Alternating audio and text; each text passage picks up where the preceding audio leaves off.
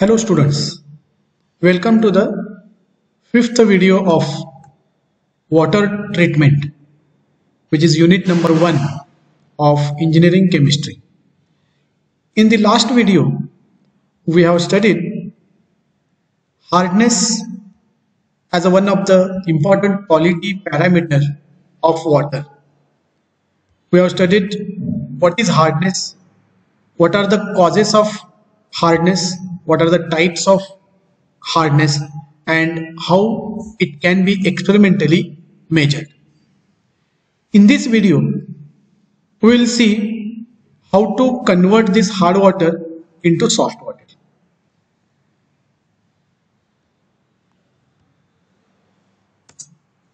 Because the desirable level of hardness of water up to 300 ppm. Above 300 ppm, the water is said to be very hard water, and it is very problematic to drink that water or for any other domestic and industrial use. So there are lot of domestic and industry level disadvantages of hard water. In domestic level, bathing, washing, cooking, if we use hard water, we face some problems. Even for drinking also. For drinking, if we are continuously consuming very hard water, we may face problem of kidney stone. In case of bathing and washing, when we use soap, already we have studied the reaction between soap and hard water. So the lathering is not formed completely, and that's why the cleansing action of the soap affects. At the time of cooking, as the boiling point of water, of hard water is more, it takes more time to boil, and hence for cooking, and also there is a wastage of fuel. In industry level, there are many problems, but the most severe problem faces in boilers, means steam generation. There's a lot of scale and sludge formation takes place on the boiler parts, and that's why the boiler gets damaged. That's why there is a need of softening of water. So making the hard water into soft using some chemical treatment or some instruments, the process is known as a softening. Already in the market, many purifiers are available, as shown in the figure here. But on industrial level, there are few softening methods.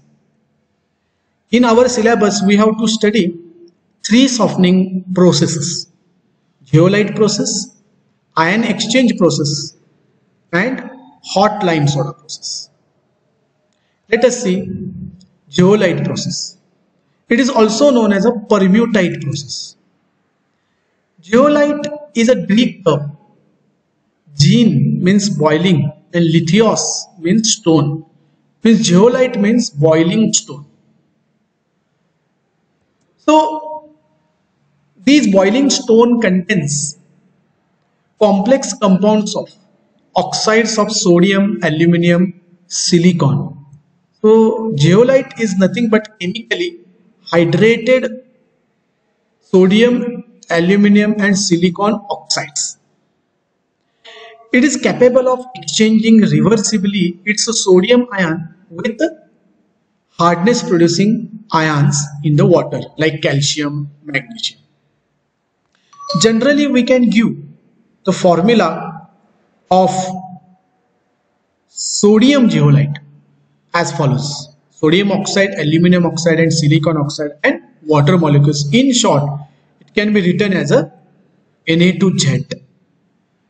This sodium of Na2Z can be replaced with calcium and magnesium ions from the hard water salt, and we can get the soft water containing sodium ions. So we can write the reaction of softening using zeolite process as Na2Z plus calcium or magnesium ions from hard water, exchanging this calcium with sodium or magnesium with sodium, we can get calcium zeolite and magnesium zeolite. So this magnesium and calcium zeolite get exchanged or get remained or retained in that zeolite resin, and we can get the soft water containing sodium ions. The plant diagram in the industry is like this. It is a big tower. It is a big tower, a cylindrical shaped tower. It has two inlets. One is for hard water and another is for 10% sodium chloride, which is called brine solution. Initially it is closed and only the inlet for hard water is kept open. Now this sodium zeolite powder is packed at the center of this cylinder, which is known as a sodium zeolite bed. It is also packed with the layers of fine and coarse gravels for the filtration purpose. Now when the hard water is passed over this sodium zeolite bed, it starts percolating from the pores of this zeolite bed, and slowly the water molecules from the hard water come in contact with the sodium zeolite crystals, and as shown in the reaction, the sodium ion get exchanged with the calcium and magnesium ions, and the sodium ions containing the soft water containing sodium ions come down, and from the bottom we get soft water. So this process will continue till there is a calcium or magnesium ions from the hard water are present, and all the sodium zeolite crystals or sodium zeolite molecules get exhausted or get used. When all the sodium zeolite molecules get used, then this bed is said to be exhausted. Now it cannot be used for the softening purpose. And even though if you try to use this, when we add hard water, from the bottom we will get hard water only. When this happens, we have to close this inlet of hard water and we have to open the inlet of brine solution. Then when we allow to pass this 10% NaCl solution, what will happen? You see, there is a reaction between this exhausted calcium zeolite or magnesium zeolite with this sodium chloride, 10% sodium chloride solution, which is known as a brine solution. Then there is a reverse exchange of the sodium ions from brine with calcium or with magnesium, and there is a again sodium zeolite is obtained, which is known as a regenerated zeolite. And the water containing calcium chloride and magnesium chloride is passed out, which can be drained out. In this way, we can regenerate exhausted zeolite into regenerated fresh zeolite. That's why we can use same zeolite powder, same zeolite resin many times. So what are the advantages of this process? We can get the water of zero hardness by this process.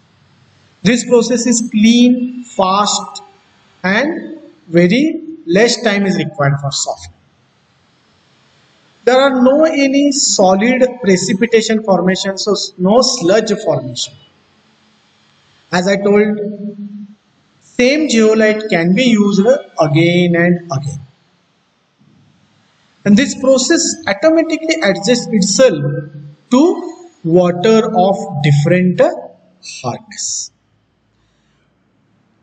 After these advantages, every method has some disadvantages. For zeolite process, we cannot use turbid water. Suspended impurities cannot be present in the water to be softened, because the particles of the water may clog the zeolite pores and the filtration, percolation will stop. The pH of the hard water should be around 7. More acidic, more alkaline water affect the zeolite resin. The zeolite resin get dissolved. We cannot use hard water even. If we use hard water, then also there is a crystals of zeolite may get dissolved. And this process does not remove anion part of the salt. Means suppose calcium chloride is there. So calcium part, there is a cation part we have removed by this method, but chloride part, that is the anion part, we have not removed. It will remain in the soft water. So these are the disadvantages. So this is zeolite process. In the next video, we will see the next method, that is ion exchange process.